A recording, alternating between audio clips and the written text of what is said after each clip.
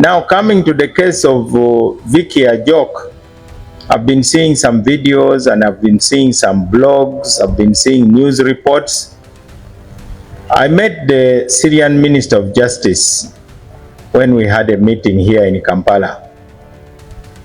And I can inform you that the Uganda government, through diplomatic channels, is offering what in general terms are called consular services. Now, it is not Uganda government which is on trial. It is a Ugandan. It is our duty to ensure that we provide all the support necessary to Vicky so that she can get justice. And that support can be in the form of negotiating with the Syrian government. It can be in the form of transferring her, assuming she is sentenced. And of course, it will be my duty to sign an instrument extending the application of prisoner transfer laws to Syria. We have done that in the cases of Ugandans who are in Korea.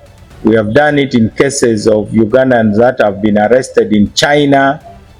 We have recently done it in the case of Justice Lydia Mugambe. I'm still following up that case. So the Uganda government will not abandon any citizen who needs protection of the law. And I believe that Syrian law even will allow for appeal processes. And our Ministry of Foreign Affairs is in touch, and we at the Ministry of Justice, we are on standby. Thank you very much. Thank you so much. ADR delivers justice. People think justice comes in the form of a judgment from court. The new face of justice is when two people who are quarreling shake hands and say, we can live with each other and we have agreed. So one major advantage is that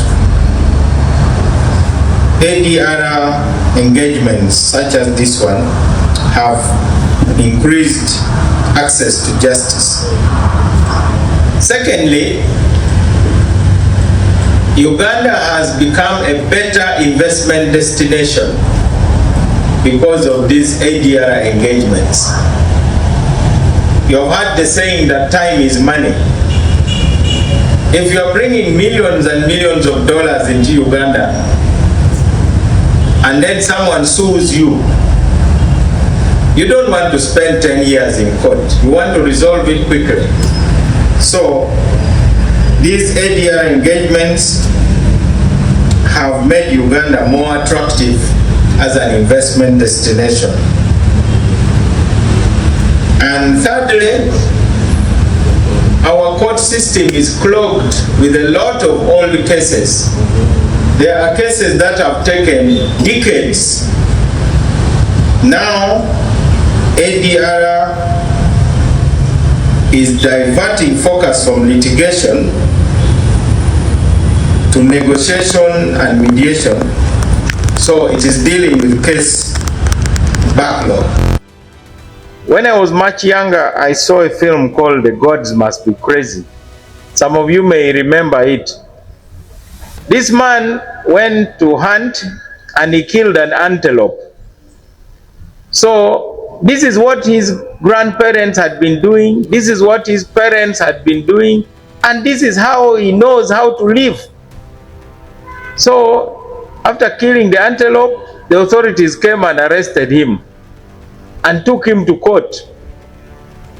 He did not understand what was going on. So when he was asked to make a statement, he said, you know, Judge, I don't mind sharing my animal with whoever came and arrested me. As a matter of fact, let him take it. Me, I will go back to the bush and kill another one. Then he stormed out of court to go and hunt again. So there is a total disconnect between our general population and the judicial system. And I want to tell you that actually less than 20% of the disputes are settled through the formal court system. So ADR is giving us a sense of ownership.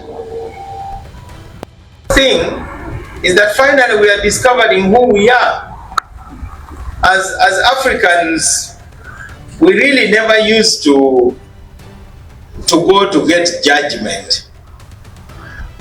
Usually there would be some elder that we all trust. If Jeff and I have a fight over some issue, Jeff will carry a goat, I also carry a goat, and that was not considered a bribe. It is only these days, if you took a chicken to the judge, probably you will be arrested. But in our African culture, if the elder is the one we have agreed upon, we all carry something to the elder. And then the elder listens to all of you in the presence of everybody else and does not judge, but rather leads you through some skillful processes to agree and settle your dispute. So our justice is being localized. Just imagine what we go through typically every day in court. You journalists, you are always in court. Do you think the people who go to court are really happy? Somebody is dressed in some strange wig, speaking a language you don't understand. The lawyers are whispering to each other, and then they bang the table and they put handcuffs on you. So ADR is taking us back to our African roots, and we can now take ownership. As I said before, this is a case of those who are having a dispute. They should own the case and not leave it to the lawyers and the judges. We also expect to have a registry of all the ADR agreements. The reason I'm not able to elaborate in detail the benefits of ADR is because I don't have the data of how many cases we have actually resolved. I have personally resolved a number of cases, and there are many other mediators who have resolved so many other cases. So we need that registry so that we're in a position to provide the data. We also will have to deal with the question of capacity development. Like I said, not everybody can practice ADR. We need quality control, we need research, and also we need to leverage technology. I can sit in Kampala and I can mediate a case anywhere in Uganda using audiovisual technology.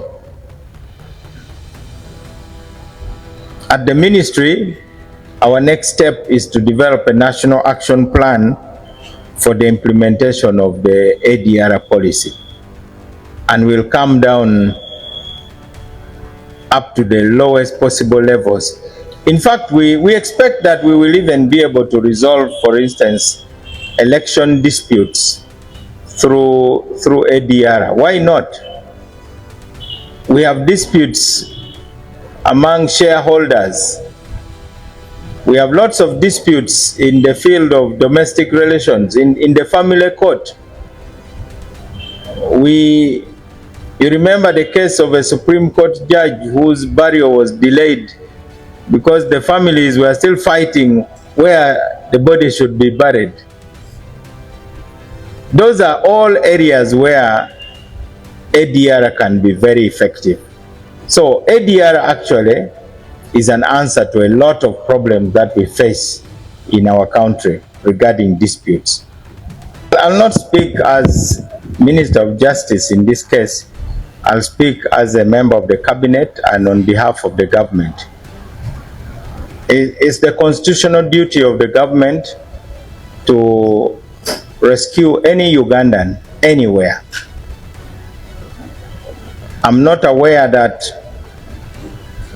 when the government is trying to rescue people who are stranded in a foreign country, they target a particular tribe. If that's the case, then I would really wish to investigate it first. I don't want to speak something that I know little about. Incidentally, this is not the first time. We had Ugandans who were stuck in Ukraine. I don't remember the same allegation being made. So let me take this as homework, because I am not able to deal with it immediately. So if the government is failing in doing its duty, then the government should always be pressured to do its duty. That's the role of citizens. Some of the issues we are going to deal with include the following. Number one, to make sure that this thing is inclusive. Number two, to ensure oversight. Not everybody can be an ADR practitioner. So there's need to oversee. Just like not everybody can be a journalist. You people are trained to be journalists. You have responsibility. You ask for comments. You are different from the Juakali journalists who just wake up and unleash news without verifying. Unfortunately, they are also out there. Number three, we have got to establish what we call practice area committees so that there is governance. Number four, we will talk about self-regulation. Ultimately, you can't regulate everybody. There comes a time when people must regulate themselves. Number five relates to your direct question. The government will eventually enact an omnibus dispute resolution law. We are benchmarking certain countries so that we can have this dispute resolution law, which will cover all those concerns you are talking about. We are also encouraging the judiciary to establish an ADR center so that we promote ADR in the judiciary.